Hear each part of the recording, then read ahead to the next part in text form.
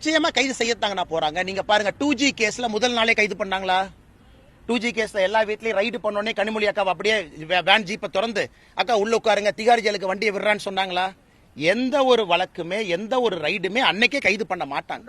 அதனால் யாரும் பண்ண மாட்டாங்க. அது இன்னும் அப்பீல் இருக்குண்ணே. அது இப்ப அப்பீல் இருக்கு. ஒருவேளை கனிமொழி அக்கா வெளியே வந்துட்டீங்க நீங்க சொன்னா கூட அது இன்னைக்கு அப்பீல்ல ஃபாஸ்ட் ட்ராக் கோர்ட்ல சிபிஐ கோர்ட்ல போயிட்டு இருக்கு. அதனால இன்னைக்கு திமுக நீங்க ரைடு பண்ணீங்க நைட்டை ஏன் கைது பண்ணல? அப்ப நாங்க குற்றவாளிகள் இல்லை என்கின்ற வாதத்தை ஏற்றுக்கொள்ள முடியாது.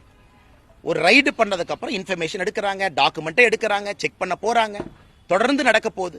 செந்தில் பாலாஜியினுடைய அவர்களுடைய கைதன ஒரே நாள்ல நடந்துச்சா? ரைடு எப்ப நடந்துச்சு? அதனால நிச்சயமாக யாராவது திமுக அது போல பகல் கனவு கண்டுட்டு இல்ல நம்ம ஊழல் பண்ணிட்டோம் தப்பிச்சுக்கிட்டோம் யார் நினைத்தாலும் கூட இடி விடக்கூடாது என்பது எங்களுடைய கோரிக்கை. இடி போன்ற ஒரு அமைப்புகள் யார் ஊழல் செஞ்சிருக்கிறாங்களோ பிடிச்சி உள்ள வைக்கணும். அதுவும் இந்த 1000 கோடி ரூபாய்க்கு மேல் என்கின்ற வாதத்தை தொடர்ந்து பாரதிய ஜனதா கட்சி வைத்துக் கொண்டிருக்கின்றோம்.